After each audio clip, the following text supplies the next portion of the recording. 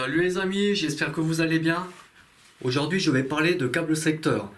Donc récemment j'ai acheté un câble sur Amazon, une cinquantaine d'euros.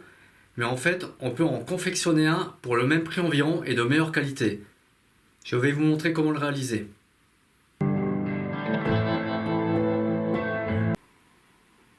J'ai déjà réalisé des câbles secteur pour mes appareils Hi-Fi.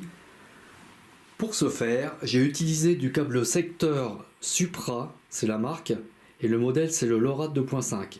Il est vendu 18 € le mètre. Donc ça se vend à la coupe. Et puis il suffit d'y ajouter deux prises. Donc la prise mâle qui va aller sur la prise secteur, qui est sur votre mur. Et puis pour mes amplis, j'utilise des prises IEC femelles côté appareil. J'ai également acheté des prises dites Hi-Fi, donc des prises secteur que je vais utiliser. Bon, je pense pas qu'à l'écoute je vais trouver une différence énorme. On peut dire qu'ils sont mieux finis et plus faciles à assembler. En fait, on a plus de place pour mettre les câbles. Donc là, c'est la prise IEC qui est démontée. Donc ça va comme ça en fait.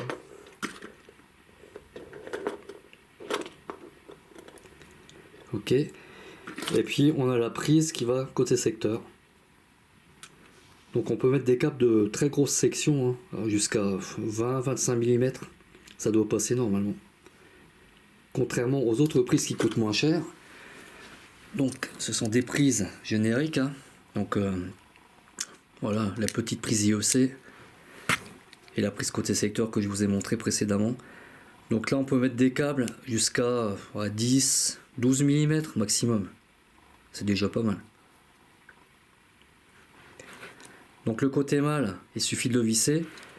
Par contre, pour la prise IEC femelle, c'est un peu plus délicat, elle est petite. Donc je vais être obligé de souder les câbles dessus. Pour le branchement du câble, il faudra respecter le sens de la flèche. C'est indiqué sur le câble en fait. Donc on voit la marque du câble, Supra LoRa 2.5, et puis des flèches qui indiquent le sens depuis la prise secteur, donc celle qui va du mur vers l'appareil Hi-Fi, en ce sens. Je viens de dénuder le câble, donc mes trois fils, hein, phase, neutre et terre. Je vais maintenant réunir la terre avec la masse du câble. Donc pour que ce soit bien maintenu, je vais rajouter un morceau de gaine thermo-rétractable.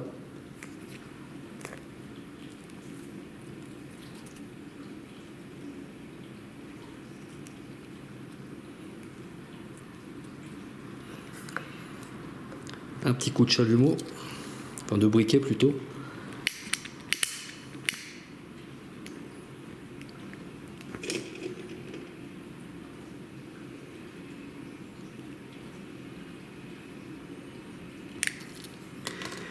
Donc voilà, les extrémités du câble sont prêtes. Il ne me reste plus qu'à les mettre dans la prise.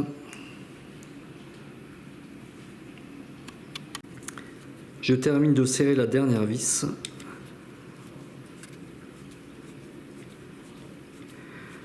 Donc ce qui est pas mal, c'est qu'on peut mettre des câbles de grosse section. Jusqu'à 5 mm², ça doit passer sans problème dans le bornier. Donc voilà ce que ça donne maintenant.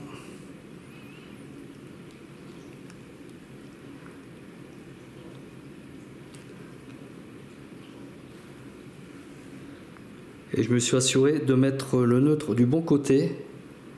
Donc c'est-à-dire quand la prise est branchée, enfin sera branchée au niveau de la prise qui est dans le mur. Donc j'aurai le neutre ici à gauche et la face sur la droite. Je viens de terminer le montage de la prise côté secteur. Je vais faire la même chose pour la prise IEC.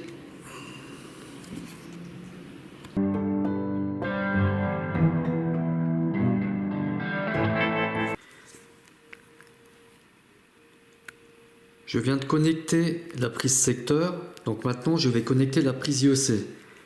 Donc j'ai procédé comme pour le côté prise secteur, à une exception près, c'est que la tresse, donc c'est ce qu'on appelle le drain en fait, je vais le couper et je ne vais pas le brancher avec la terre.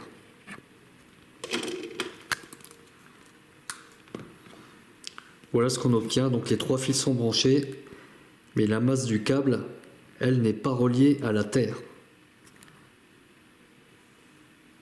Il ne me reste plus qu'à remonter la prise. Donc cette prise, contrairement à la prise murale,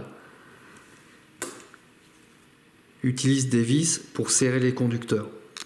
Donc il faut utiliser un cruciforme et non une clé BTR, tout simplement. Bon ben voilà, j'ai remonté le capot de la prise IEC. Il ne me reste plus qu'à bloquer le câble. Donc là c'est en fait pour éviter l'arrachement du câble quand on le débranche. Donc il faut le serrer en fait, mais assez modérément pour ne pas trop écraser l'isolant.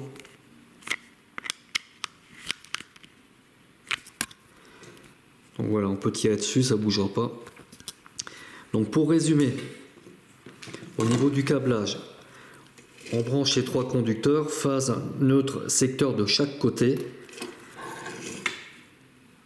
Et la masse, avec son drain, on la branche à la terre uniquement côté prise secteur.